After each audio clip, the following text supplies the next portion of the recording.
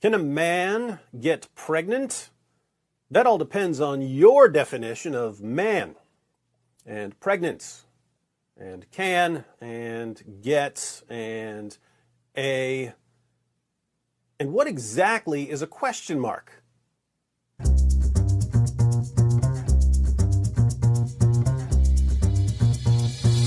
Men cannot get pregnant was trending on Twitter, and it was trending in all caps, so you know people really meant it. The latest backlash against pregnant men erupted after Senator Josh Hawley collided with UC Berkeley law professor Khiara Bridges at a Senate hearing about the Supreme Court's decision to overturn Roe v. Wade. Professor Bridges described the impact of the ruling on people with a capacity for pregnancy. Senator Hawley asked what she meant by that. You've referred to people with a capacity for pregnancy. Would that be women? Maybe if you're a senator during the Eisenhower administration, Senator Hawley. But here in 2022, it's a brave new world. Many women, cis women, have the capacity for pregnancy. Many cis women do not have the capacity for pregnancy. There are also trans men who are capable of pregnancy, as well as non-binary people who are capable of pregnancy. Notice, since women are no longer the only people with a capacity for pregnancy, the abortion debate is no longer about a woman's right to choose. So Senator Hawley asks what the right is. And that's when he finds out that he's basically calling for genocide. Oh, so your view is that the core of this right then is about what? So I want to recognize that your line of questioning is transphobic, and it opens up trans people to violence. That escalated quickly. Hey, if we're no longer talking about a woman's right to choose because men can get pregnant too, then what right are we talking about? Asking that question is transphobic, and you're promoting violence against trans people. And it opens up trans people to violence by not recognizing them. Wow, you're saying that I'm opening up people to violence by asking whether or not women are the folks who can have pregnancies? Yep. So I want to note that 1 out of 5 transgender persons have attempted suicide. So I think it's important because of my line of questioning? So we can't talk about it? I find these discussions fascinating. If this is no longer a woman's right, what's the right? You're being transphobic and causing violence against trans people. How does my question about what we're talking about cause violence? 1 in 5 trans people have attempted suicide. Notice, when she says that his line of questioning leads to violence against trans people, she means self-inflicted violence. If you ask these kinds of questions, trans people will kill themselves. Because denying that trans people exist and pretending not to know that they exist I'm is denying dangerous. that trans people exist by asking you if you're talking about women having pregnancies? And now she corners him. Do you believe that men can get pregnant? No, I don't think women can get So pregnant. you are denying that trans people exist? And that leads to violence? Is this how you run your classroom? Are students allowed to question you? Absolutely. Or are they also treated like this? So, Professor Bridges believes men can get pregnant. Senator Hawley doesn't believe men can get pregnant. Who's right here? Well, they're both right. They're just using 2 different definitions of the word man. Senator Hawley is defining the word man in a traditional sense. Can a man, as the vast majority of people have used the term for thousands of years, get pregnant? No. Obviously no. Professor Bridges is defining the word man in a way that includes people.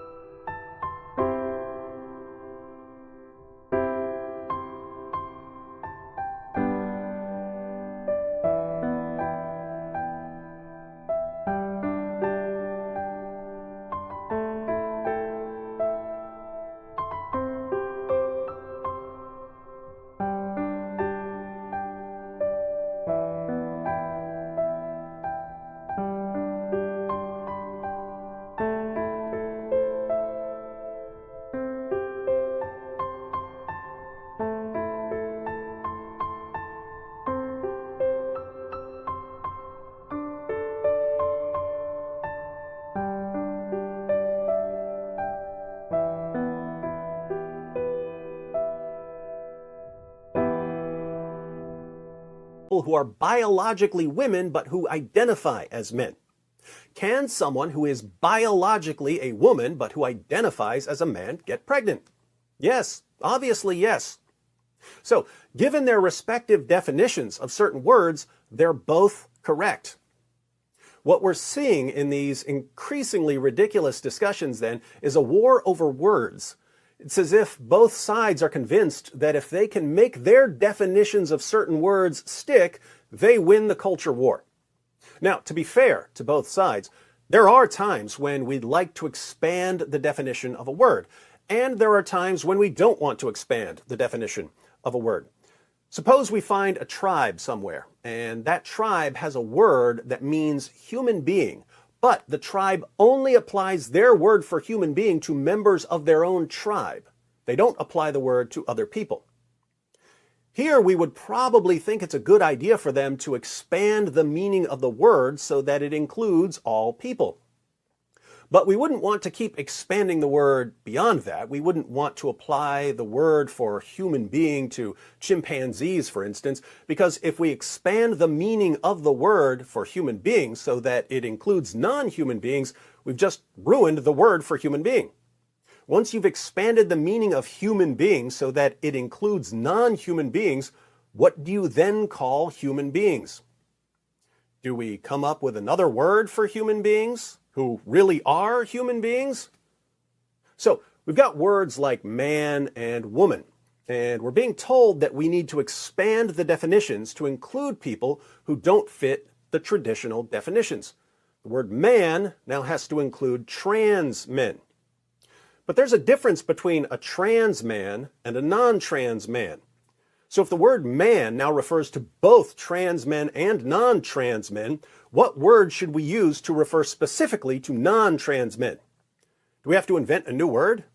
If we're going to invent a new word, why not just invent a new word that refers to the broader category, but continue using the word man in the traditional sense? Apparently, we can't do that, because if we do, people will slash their wrists. 1 out of 5 transgender persons have attempted suicide. So I think it's important Because of for my us- line of questioning? So Because- we can't talk about it? Isn't this interesting? You may think that this is a new development, that generations before ours didn't have these disputes. But let's read a passage from G.K. Chesterton. Chesterton was making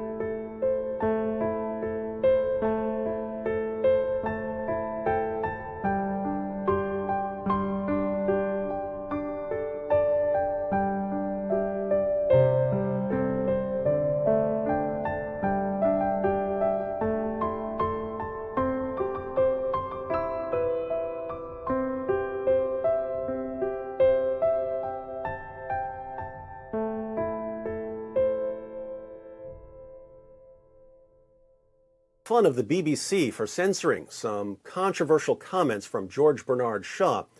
But then Chesterton started talking about skepticism and how skepticism went from skepticism of supernatural claims to skepticism of moral claims to skepticism of totally ordinary claims. The BBC has broadcast any number of speeches on any number of subjects on which it is quite impossible for anyone to speak without expressing opinions that are widely controverted. But the case grows worse and worse every day as more and more principles come, in practice, to be controverted. For the secular society of today is skeptical not merely about spiritual assumptions, but about its own secular assumptions. It has not merely broken the church window or besieged the tower of tradition, it has also kicked away the ladder of progress by which it had climbed. The Declaration of Independence, once the charter of democracy, begins by saying that certain things are self-evident. If we were to trace the history of the American mind from Thomas Jefferson to William James, we should find that fewer and fewer things were self-evident, until at last, hardly anything is self-evident. So, far from it being self-evident to the modern man that men are created equal, it is not self-evident that men are created, or even that men are men. They are sometimes supposed to be monkeys muddling through a transition stage before the Superman. But there is not only doubt about mystical things, not even only about moral things.